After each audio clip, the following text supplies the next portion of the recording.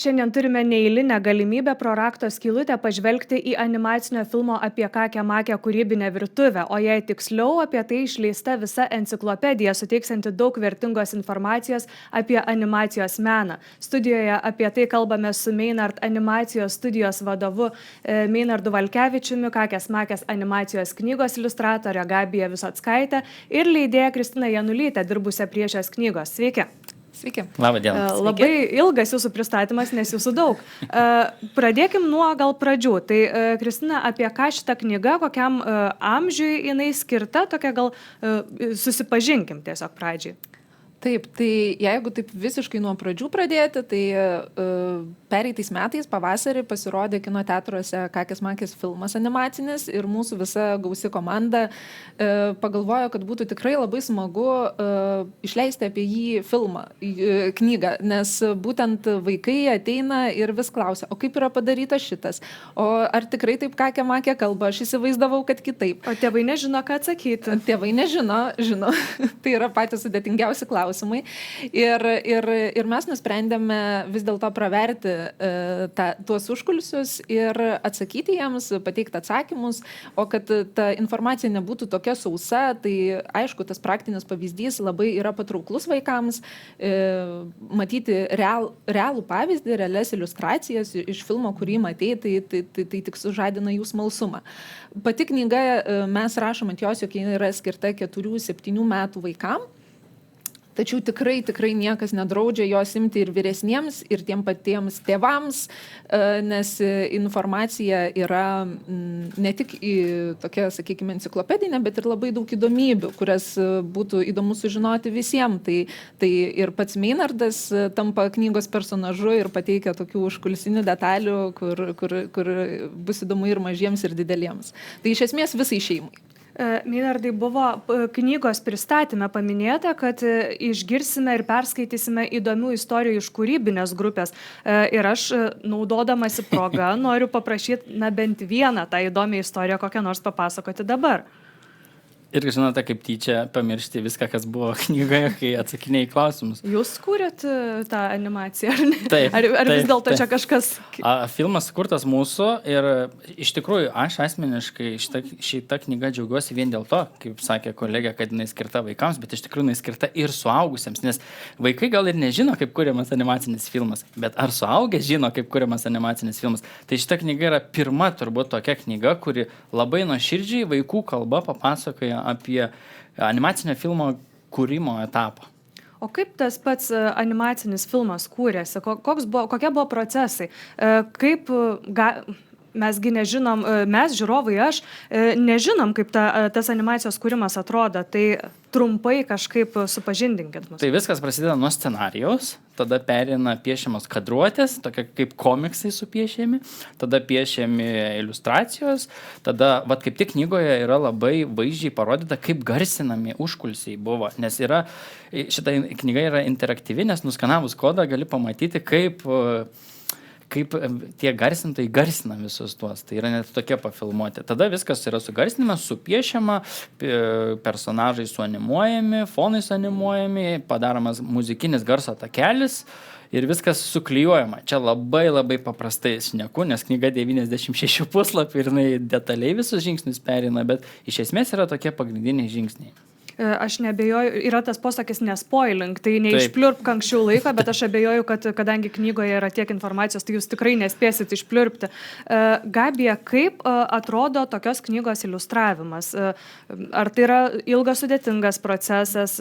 Kokios nuotaikos buvo iliustruojant? Tai iš pradžių nuotaikos gal nebuvo labai pozityvios, nes sužinojus, kiek iš tikrųjų reikės nupiešti, truputėlį išsigandau.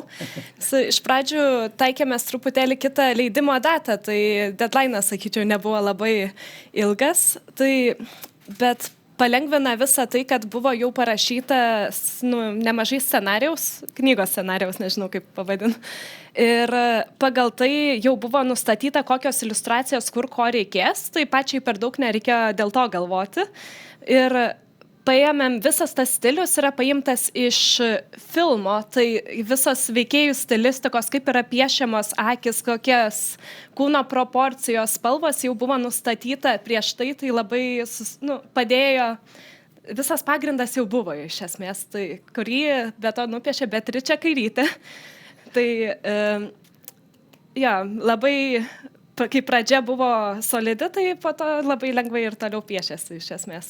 Aš galvoju, kad Kakės Makės personažas taip truputį prieštarauja mūsų lietuviškam identitetui, kuris yra toks niūrus, pilkas dažnai. Mes ir už langą tą pilkumą paprastai matom, aš kai vedu laidą vis pasisuku, pasitikrinu, ar vis dar pilka ir visą laiką būna vis dar pilka. Čia buvo labai daug spalvų. Taip, taip. Sakykit, kaip jums visiems atrodo, jūs atliekat visi labai skirtingas funkcijas šitame kūrinyje, bet tikriausiai visi turit savo nuomonės, kokia yra Kakės Makės paslaptis. Tai personažas jau dabar palyginus senas, bet jisai atsirado tarsi iš dangaus, iš niekur. Ir laimėjo absoliučiai vaikų širdis taip, kad tikriausiai būtų galima sakyti, kad tėvai jos nekenčia, vaikai ją dievina, nes vaikai taigi viską apie tai nori žinoti. Kodėl jinai taip prilipo?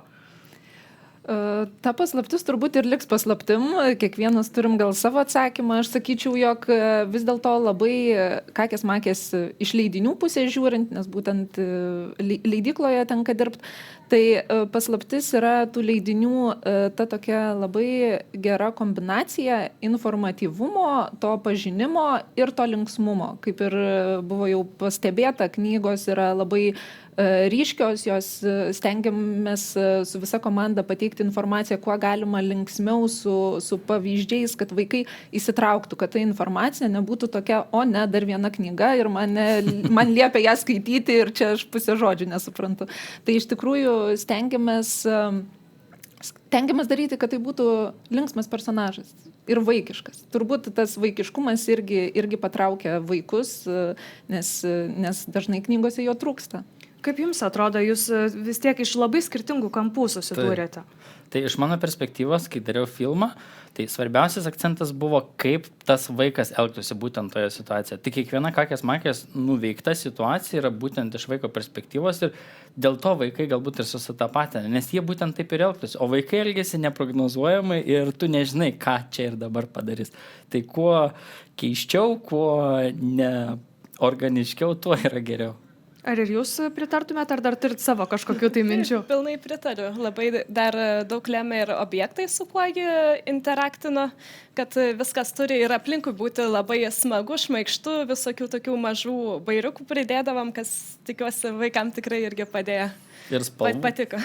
Ir buvo labai daug spalvų. Ir knygoje, ir filme. Ir kadangi Gabi yra šitos knygos ir filmo meno vadovė, tai mano asmeninis prašymas buvo kuo daugiau spalvų, nes vaikams spalvos patinka. Mes aš nupiešiu kokį nors foną ir iliustraciją, Meinardas ateina ryškiau, tada einu į funkciją, padidinu kontrastą, ten gal plus 20%, Meinardas super, taip.